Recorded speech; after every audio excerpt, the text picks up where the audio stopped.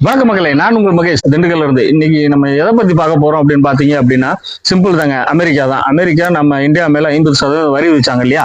அந்த வரி விதித்ததற்கு எதிராக அந்த நாட்டு நீதிமன்றமே வந்து ட்ரம்ப் ஆட்சி மேல வந்து வழக்கு தொடுத்தாங்க. வழக்கு தொடுத்து இன்னைக்கு ரிசல்ட் வந்திருக்கு. என்ன வந்திருக்குன்னு பாத்தீங்க அப்படின்னா, ஒரு நாட்டின் மீது இவ்வளவு பெரிய வரியை உடனடியா செலுத்தக்கூடாது, படிப்படியா தான் எந்த வரியுமே போகணுமே ஒழிய திடீர்னு 50% வந்து போடக்கூடாது அப்படின்னு சொல்லி அந்த நாட்டு நீதிமன்றம் ட்ரம்ப் விதித்த அந்த வரியை வந்து ரத்து செஞ்சிருக்காங்க. ரத்து செஞ்ச சரி அதோட முடிஞ்சது அப்படின்னு பார்த்தோம் அப்படின்னு பாத்தீங்கன்னா, இந்த ட்ரம்ப் வந்து என்ன பண்ணியிருக்காரு அப்படின்னா, இந்த தீர்ப்பு வந்து மேல்முறையீடு பண்ணியிருக்காரு. ஸோ இந்த மேல்முறையீடு பண்றதுனால இந்தியாவுக்கும் அமெரிக்காவுக்கும் உள்ள உறவு வந்து பெரிய விரிசல் ஏற்படுது. ஏன்னு கேட்டீங்க அப்படின்னா, இந்தியா மேல வன்மத்தை கற்கும் விதமாக ட்ரம்ப் செயல்பட்டுக்கிட்டு இருக்காரு. ஸோ இதுக்கு மோடி ஒரு காலத்துல வந்து என்னோட நண்பர் ட்ரம்ப் அப்படின்னு பேசிட்டு இருந்தாரு. இதற்கு மோடி ஐயா என்ன பதில் சொல்ல போறாரு அப்படின்றது தெரியல.